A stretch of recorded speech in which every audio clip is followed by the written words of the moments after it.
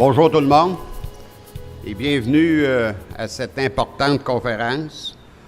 On me dit qu'il y a plus de 320 inscriptions, ce qui prouve l'intérêt des gens d'un peu partout au Québec, de différents syndicats affiliés à la FTQ. C'est la 4e conférence. La première a eu lieu en 1991. Et on se souviendra, une conférence en 2002, une en 2007. Le thème est à propos. Le thème de notre conférence aujourd'hui, c'est 30 ans, toujours de son temps. Écoutez, votre réseau, c'est une initiative syndicale que je qualifierais de nécessaire à l'époque et encore à propos et nécessaire aujourd'hui.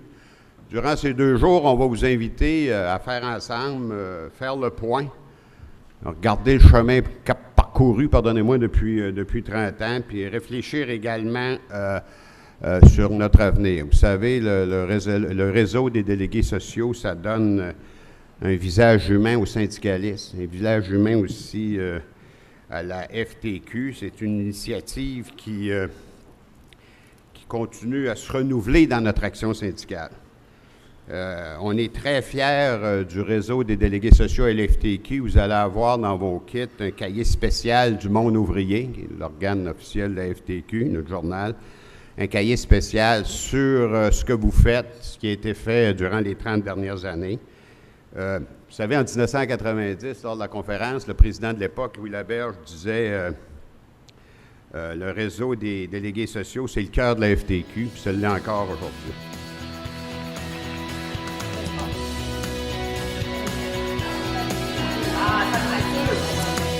La petite histoire d'un grand réseau. Bien, petite, oui, parce que c'est 30 ans. 30 ans, c'est pas énorme par rapport à l'histoire du mouvement ouvrier, mais c'est aussi 30 années très significatives pour le mouvement syndical de la FTQ. Aujourd'hui, le réseau est très bien ancré à la FTQ et dans ses conseils régionaux. Aujourd'hui, le réseau est reconnu.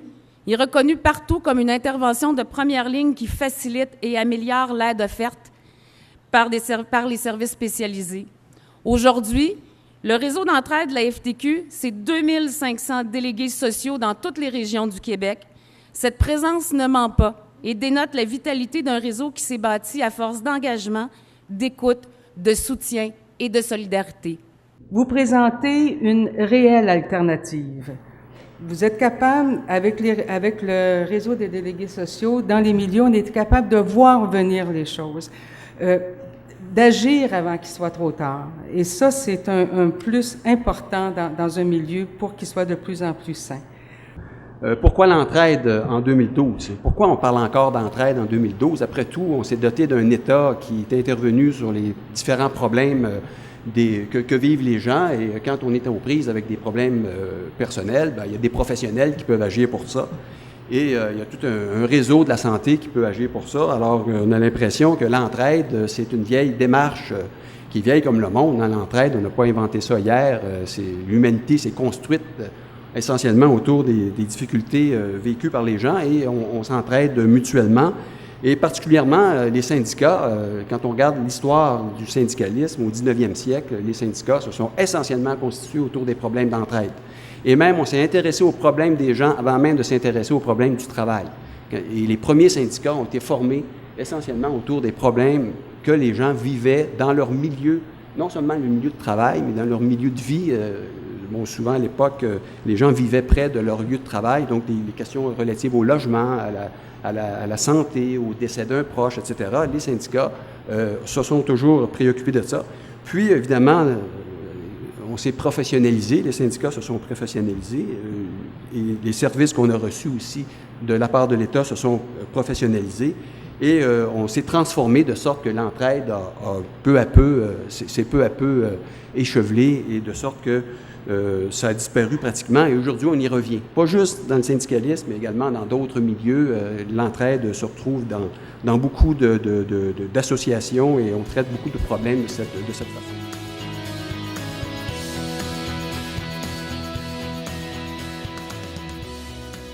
L'empowerment, c'est un processus qui fait en sorte qu'un individu, une personne, ou encore une communauté ou même une organisation, fait 3 choses. Premièrement, elle est capable de choisir librement, volontairement, de faire quelque chose. Deuxièmement, elle est capable de décider, c'est-à-dire de transformer son choix en décision.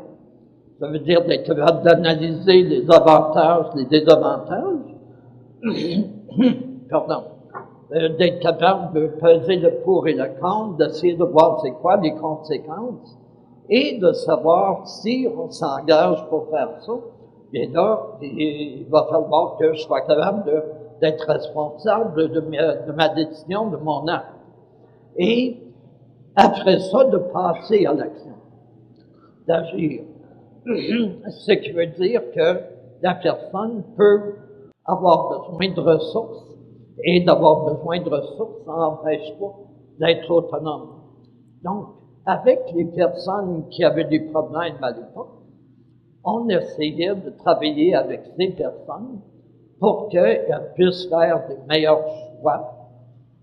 Et si les choix les amenaient à des problèmes, qu'on puisse travailler pour amener de meilleures décisions et finalement de meilleures actions dans le champ de problèmes sur lesquels on travaillait. L'empowerment, finalement, c'est, on peut changer la diapo, c'est cette capacité d'agir de façon autonome. C'est cette capacité qu'on a de pouvoir, finalement, prendre un risque. Une personne qui travaille, vous êtes les premières à savoir, qui travaille de façon autonome, c'est une personne qui va pouvoir prendre des décisions sur le champ et prendre un risque, de dire oui, ça, on pourrait probablement faire ça, ou je pourrais probablement faire ça, parce que je suis capable de peser les différentes alternatives dans ma tête et d'utiliser les informations, les connaissances que j'ai. C'est des personnes qui sont finalement compétentes. Une compétence, et la manière qu'on l'utilise dans le milieu de l'éducation, la compétence, c'est également d'avoir un pouvoir d'agir. C'est de pouvoir mettre ensemble les connaissances qu'on a pour pouvoir faire l'intervention qu'on veut.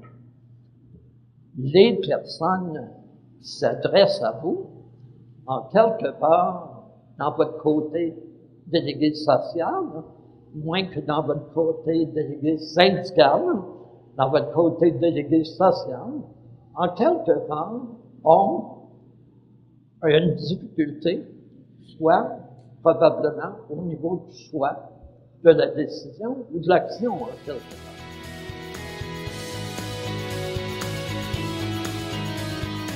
Centraide, c'est un organisme qui couvre l'ensemble du territoire québécois, qui soutient aussi le plus grand nombre d'organismes pouvant venir en aide à vos membres.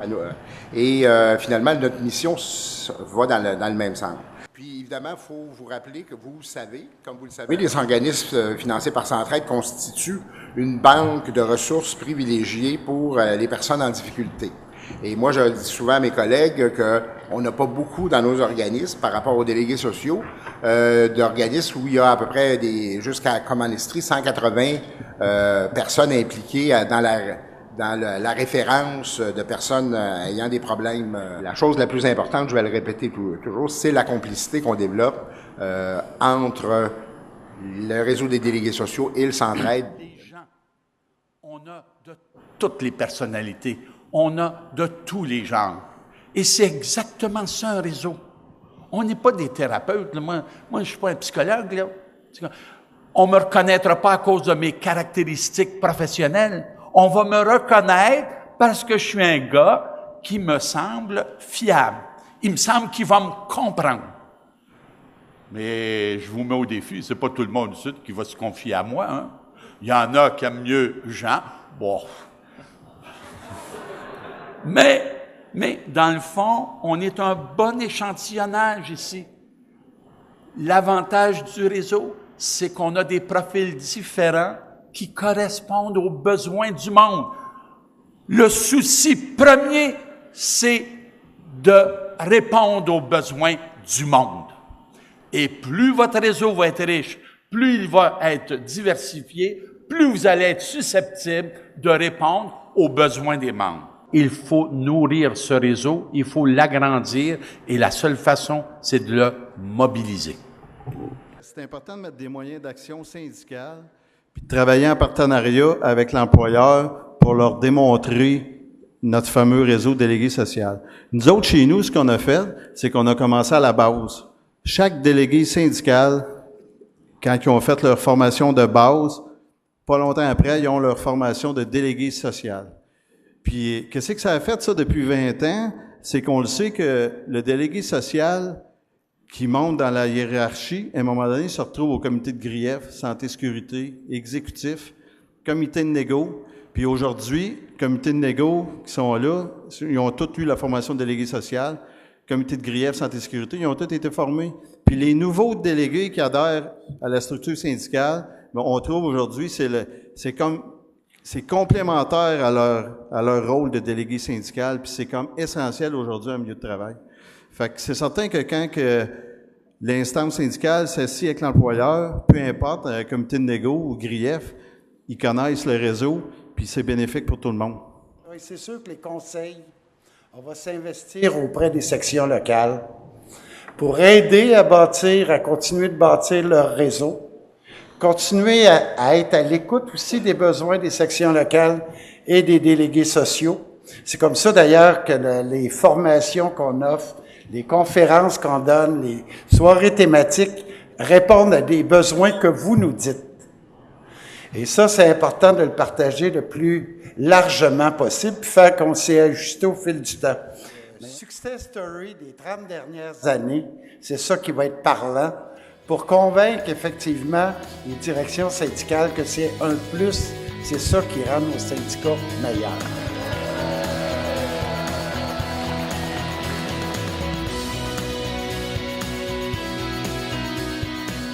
Les défis, je pense que vous les avez énumérés pas mal. Je pense qu'on a intérêt à structurer davantage notre présence dans nos milieux de travail. On a à mettre de l'avant l'ensemble des bienfaits du réseau. On a commencé à le faire, c'est pas pour rien qu'on a une journée de reconnaissance. On veut que le travail qui est fait par les délégués sociaux soit connu et reconnu. C'est un des bons coups de la FTQ. On en fait souvent des bons, mais ça, c'est vraiment un super bon coup qui est totalement méconnu, puis qu'on a intérêt à faire connaître, autant dans nos milieux de travail, autant à l'extérieur de nos milieux de travail. On doit s'assurer de la crédibilité du réseau. Puis comment on fait ça? Bien, c'est par la qualité de nos interventions, puis ça, je pense que vous êtes des champions. Il faut être à l'aise dans notre rôle, bien évidemment. Ça prend bien sûr une qualité que vous avez tous, c'est-à-dire un grand cœur. Puis il y a deux autres éléments importants. Je l'ai mentionné tantôt, il faut de plus en plus agir à titre préventif. Les problèmes de santé mentale, ils n'arrivent pas comme ça sur le fly, on le sait. On voit les gens qui se détériorent au fur et à mesure. On devrait être capable d'intervenir de façon préventive dans ces dossiers-là. Donc, le défi de demain, c'est qu'on agisse davantage en prévention qu'en situation de crise. Et le dernier défi que je vous dirais qu'il faut relever, c'est le cas de le dire, relever, c'est de créer une relève. Et ça, c'est le défi, bien sûr, de tout le mouvement syndical. Les baby boomers ont pris leur place dans le mouvement syndical, ont pris la place dans le mouvement syndical depuis ces dernières années. Les baby boomers s'en vont à leur retraite. Et on doit se trouver une relève. On doit se trouver une relève et la relève ne doit pas arriver au moment où ceux qui ont milité pendant des années, ceux qui ont été actifs pendant des années, quittent. On doit la former, cette relève-là. On doit lui transmettre les valeurs qu'on a acquises puis qu'on a défendues au fil des années. Puis ça, je pense que c'est important. Donc, si on veut créer une véritable relève, c'est maintenant qu'il faut attirer les plus jeunes. Les plus jeunes ou les plus vieux qui n'ont pas milité puis qui ont le goût de militer puis qui ont encore quelques années devant eux où ils veulent aider leurs collègues de travail, mais je pense qu'il faut les attirer. Il faut créer une véritable relève. La FTQ, les conseils régionaux, les syndicats affiliés doivent continuer à soutenir le réseau puis à vous appuyer. Je pense que c'est important parce que c'est ensemble qu'on va favoriser le mieux-être de nos membres. Et ce que je pourrais nous souhaiter, en terminant, et le plus grand défi qu'on aura à relever, c'est de passer plusieurs autres 30 ans à se répéter nos bons coups, puis à se répéter qu'on a aidé nos collègues de travail. Merci bien.